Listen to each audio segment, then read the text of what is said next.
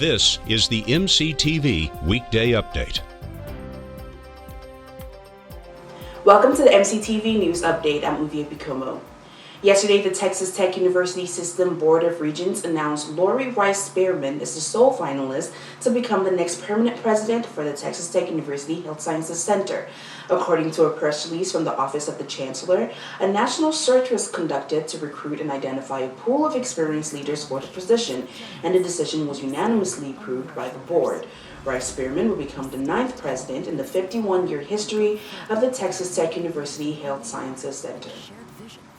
On Wednesday, Governor Greg Abbott announced the Texas National Guard has activated facilities, disinfection teams to support Texans in nursing homes and limit the spread of COVID-19. According to a press release from Governor Abbott, each team is equipped with supplies such as advanced personal protective equipment, ionized sprayers, and vital oxide. The facilities disinfection teams were formed in coordination with the Texas Health and Human Services Commission. 6 teams have already been mobilized to facilities across the state, with more coming online. Reopenings of retail stores, nail salons, and restaurants around the country have not halted the surge of layoffs, with the Department of Labor reporting nearly 3 million people filed for unemployment claims last week, bringing the 2 months tally to 36.5 million. A new survey by the Federal Reserve found that in households making less than $40,000 a year, nearly 40% of those who were working in February lost their jobs in March or in the beginning of April. In places where the process of reopening has begun, workers who have been called back to their jobs risk reduced work hours and paychecks, as well as heightened risk of infection. A new research published in Proceedings of National Academies of Sciences on Wednesday found coughs and sneezes may not be the only way people transmit infectious pathogens like coronavirus to one another. According to the study, talking can also propel thousands of small droplets so small they can remain suspended in the air for 8 to 14 minutes. To see how many droplets were produced during normal conversation, researchers at the National Institute of Diabetes and Digestive Kidney Disease at the University of Pennsylvania asked volunteers to repeat the words "stay healthy" several times.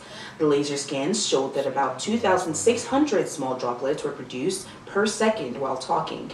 The researchers also found that speaking louder could generate larger droplets, as well as greater quantities of them. The study still needs to be replicated in real-world circumstances, and researchers still don't know how much virus has to be transmitted from one person to another to cause infection. As the coronavirus makes its way across India, Mumbai, the country's most densely populated city, has suffered the worst. The city of 20 million is now responsible for 20% of India's coronavirus infections and nearly 25% of all deaths. The nation of 1.3 billion people has been put under one of the world's tightest lockdowns for the past 7 weeks, which has kept reported coronavirus infections relatively low, with around 78,000 cases reported so far. That's a look at today's news. For MCTV, I'm Uvie Bikomo.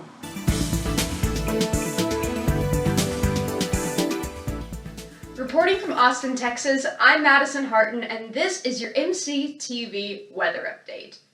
Now, after a bit of a rainy start to the beginning of this week, followed by some sunshine, we are going to be seeing another chance of showers going into today, if just a little one. For today, the conditions outside are partly cloudy with a stray thunderstorm possible. The temperature for the day climbed up to 91 degrees, and a south by southwesterly wind is coming at 5 to 10 miles per hour. Now that wind is going to start to shift as we move into this evening from the southeast, coming at 10 to 20 miles per hour, so slightly higher winds for this evening, with a low temperature of 58 and mostly cloudy conditions.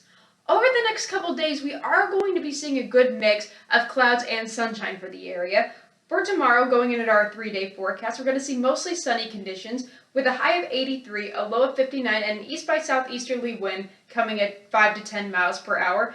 And then for Sunday, we are going to be seeing partly cloudy conditions for that day with a high of 82, a low of 59, and an easterly wind coming at 5 to 10 miles per hour. Now, from what we can tell on the forecast so far, we are going to have a very sunny days next week, although that could change as Lubbock weather does. But it looks like it is at least going to be sunny for Monday, with a high of 89 degrees, low of 61, mostly sunny conditions, and a south by southeasterly wind coming at 10 to 15 miles per hour. Now, I know that I am usually your weather person and I usually like to talk about weather safety, but seeing as that I have you for a moment, I would like to talk about COVID-19 safety. As the state of Texas still starts to open up again and we start to go outside more, it is important that there are still those of us in our communities that are immune prone and still are sequestered into our homes.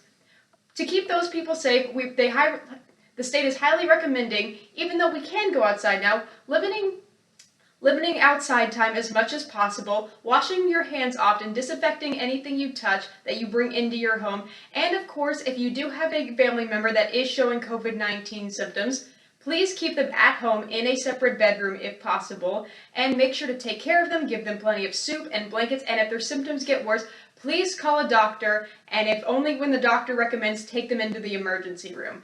I would like to take a moment to thank all of the healthcare workers in Lubbock and beyond who are taking care of our sick at the moment.